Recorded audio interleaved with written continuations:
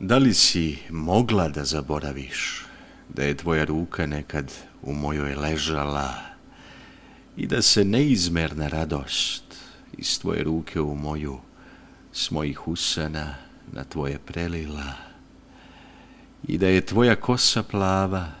čitavo jedno kratko proleće ogrtač sreće mojoj ljubavi bila i da je ovaj svet nekada mirisan i raspevan, sada siv i umoran, bez ljubavnih oluja i naših malih ludosti.